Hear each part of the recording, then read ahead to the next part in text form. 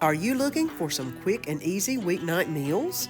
Well, then you've come to the right place. I have got 4 quick and easy meals to make for your family, so come on along. Let's get cooking.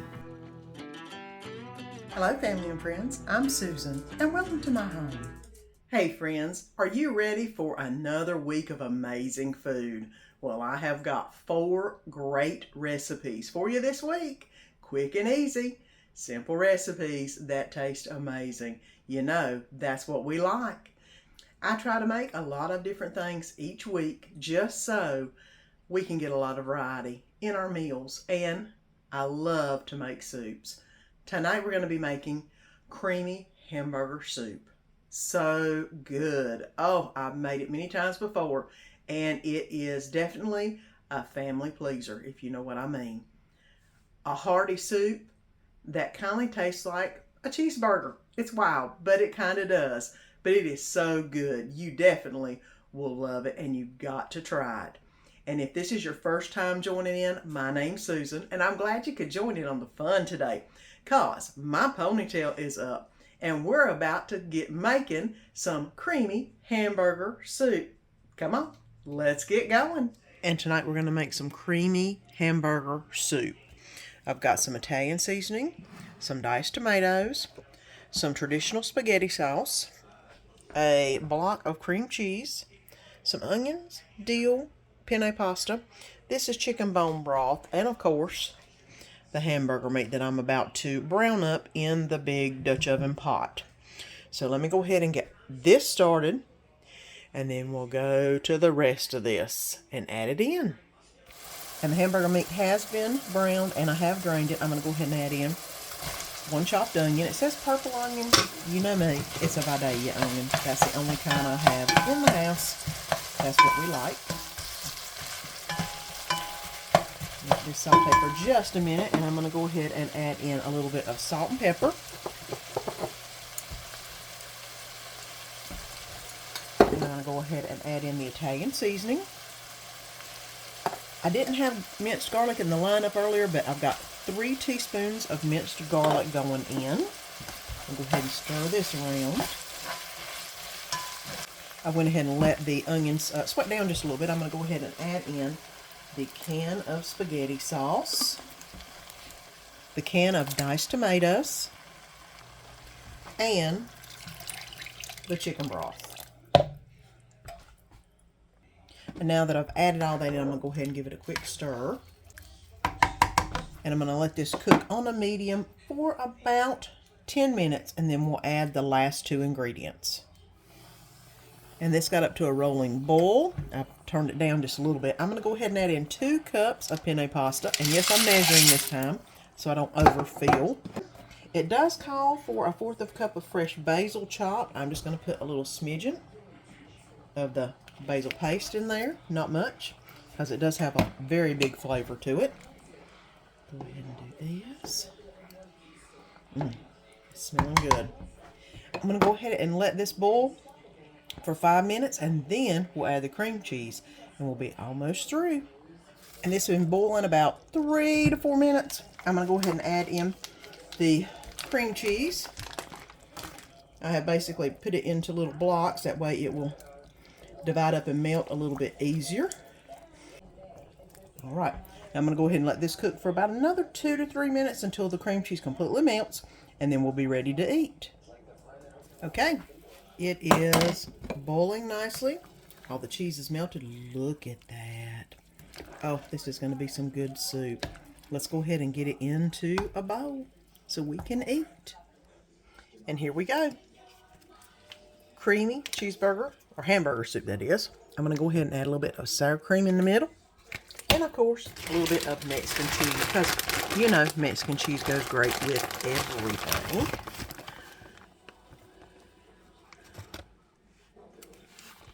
There you go. Creamy hamburger soup, and it's what's for supper tonight. It's Tuesday again, guys, and we aren't making regular tacos, but we are making something taco inspired. It is called taco chicken and rice. It sounds like a great combination of food. This is the first time I've ever made it, so you know I'll give you my opinion of it once we get it made. and it looks so good on the recipe card. So we're going to get to trying it.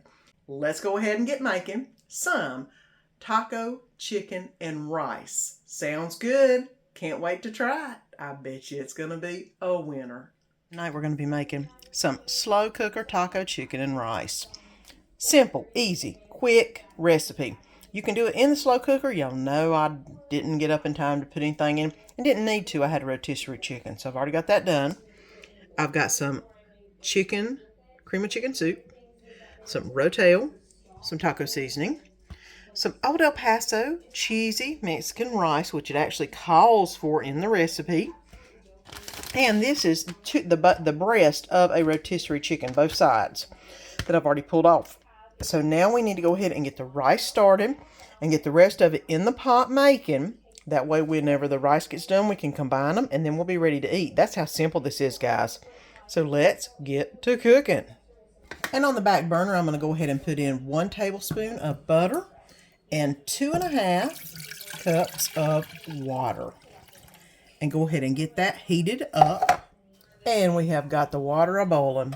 Now it's time to add in our rice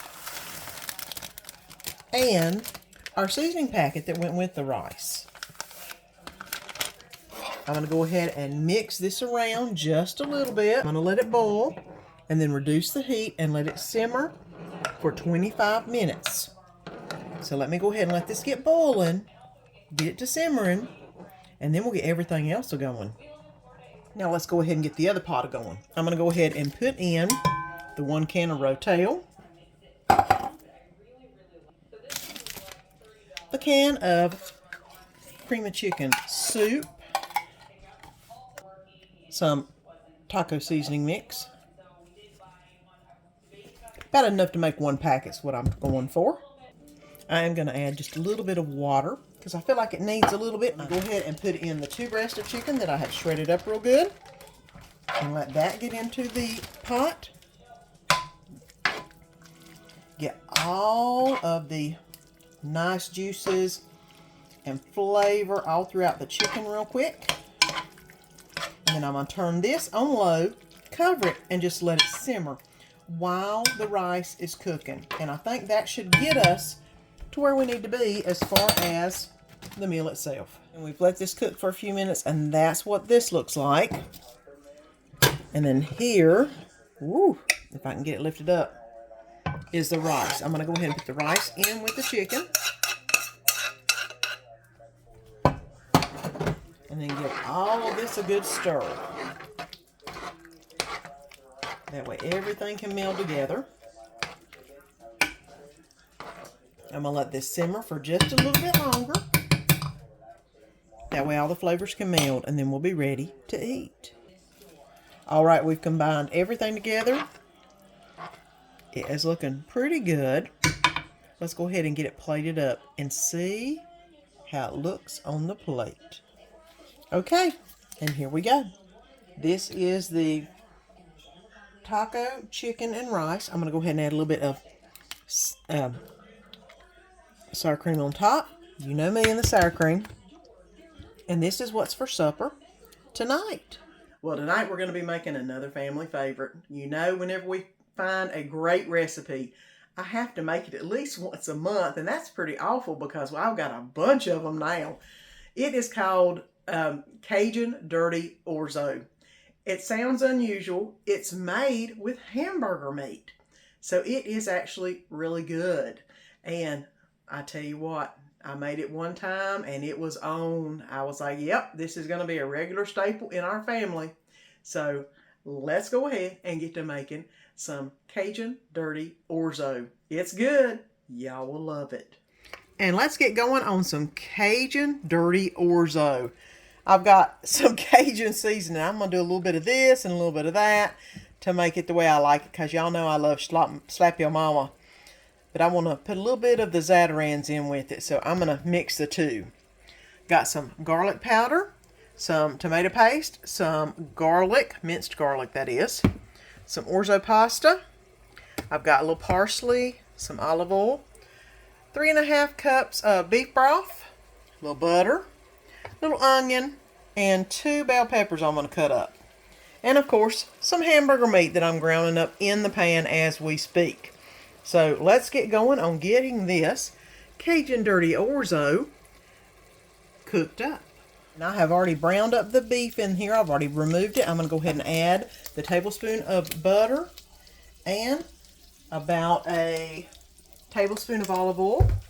I'm going to go ahead and add in the peppers and onions. I'm going to do the peppers first because they take a little bit longer to cook. And I've got this over about a good medium-high heat. I'm going to go ahead and let this soften up. And I have let these bell peppers simmer down just a little bit. They are now a little bit juicier. I'm going to go ahead and add in the onion. Okay, this is sweating down really good. I'm going to go ahead and stir in the minced garlic and all the seasonings that I've got, which is the Creole seasoning, the garlic powder, the parsley. Let me go ahead and stir this around just a little bit. I'm going to go ahead and add back in the ground beef that I had. And I'm also going to add in the orzo so it can brown up just a little bit. And I've let that saute for about a minute or so. I'm going to go ahead and add in the beef broth.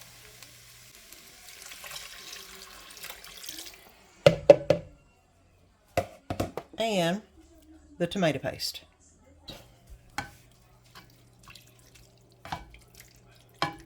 There we go. All that good flavor going on. A little bit of salt is going to go in next. Calls for about half a teaspoon. I'm just going to douse it in a little bit of salt. If I need to add some later, I always can. I'm going to let this boil. So I'm going to turn it on high real quick. And once it boils, then I'm going to turn it on simmer and let it cook for about 15 to 20 minutes. So let me go ahead and get this boiling. And then we'll turn it on simmer. And I'll bring you back whenever it's all done. Let this cook for about 15 minutes. And here is the Cajun Orzo. I did add a little sprinkle of Slap Your Mama on it because it wasn't spicy enough for me. But it tastes pretty good. Let's get it plated up. You could put it in a bowl. You could put it on a plate. You know Danny likes his on a plate. So that's what I'm doing. Give him a good little bit with a lot of meat in it. And there you go. Cajun Orzo. And it's what's for supper tonight. Honey, ain't nothing like some good old pinto beans and some cornbread. Can't mess it up, and y'all know I make it in the crock pot.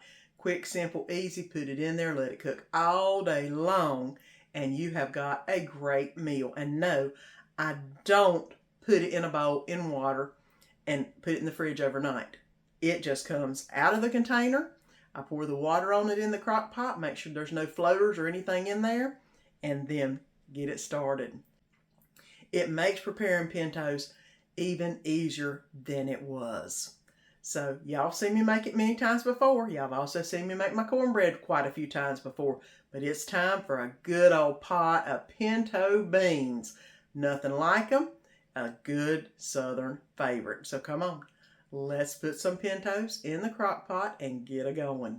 It's early in the morning, guys, before I go to work. I'm going to go ahead and start some pinto beans. I have 2 cups of pinto beans and 8 cups of water.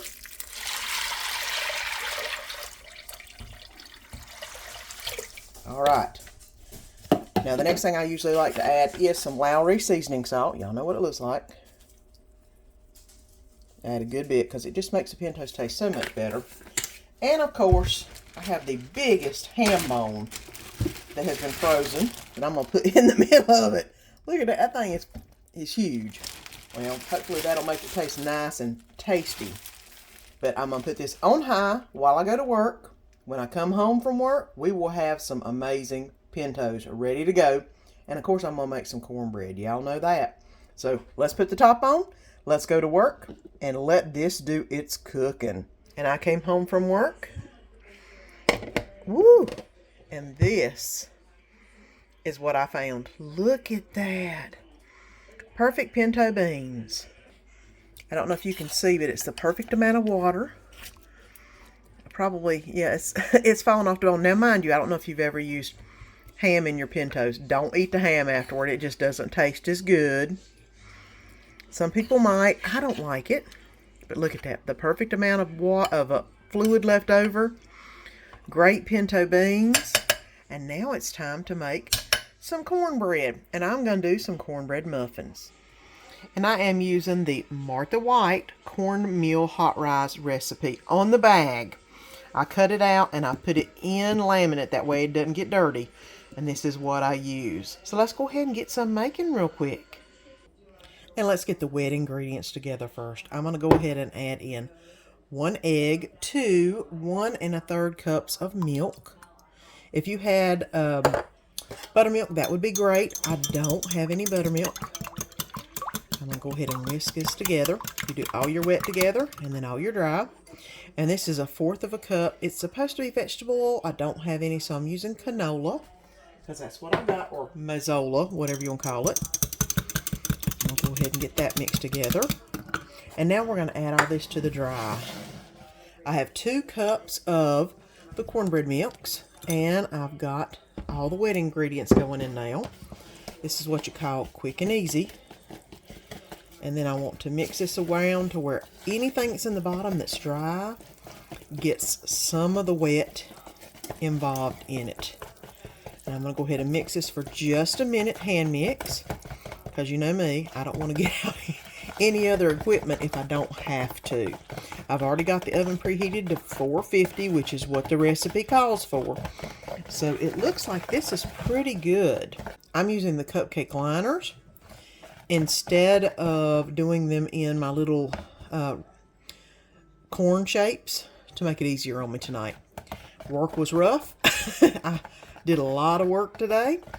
And thank God I put some Pintos in the crock pot because I needed an easy and quick supper. So let's get this poured into our muffin pan. And the one good thing about these is, especially with this container that I'm using, it has a spout on it. I can just pour it and then move to the next one. I'm going to do about 3/4 of the way full is what I'm thinking. Well, that one I did a little more than 3/4. But that's okay. They're going to be good either way. And here they are out of the oven. I melted some butter in the microwave. I'm going to go ahead and put some butter over each one of these muffins. And then let's get the pinto beans on the plate. Let's get some pintos on the plate. Now that looks like some good pinto beans. I'm going to go ahead and put a couple of pickled okra on the plate, because you know Danny loves them and I like them too. So here we go. And the last thing are the muffins.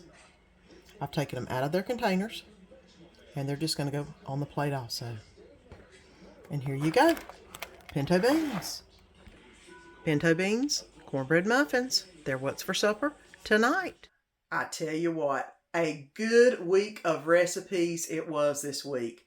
Some family favorites for sure. And, so good flavor-wise. They all tasted amazing. And don't forget to push that subscribe button down below and subscribe so you don't miss any of the fun. I put out a video every Thursday and every Sunday. And on Sunday is whenever I do my weekly menu. Thursdays, I usually do some type of food, and then I do a Tuesday grocery haul. So you've got all kinds of food-related items coming on, and I put a lot of content out there. So you've got lots to choose from and lots of recipes to choose from. Oh, we got some good ones, I tell you what. So until next Sunday, I hope you have a great week, and I'll see you then. Well, friends, I hope you enjoyed this video. And if you haven't already subscribed, press that button down below and subscribe so you don't miss any of the fun. And let our family be a part of your family.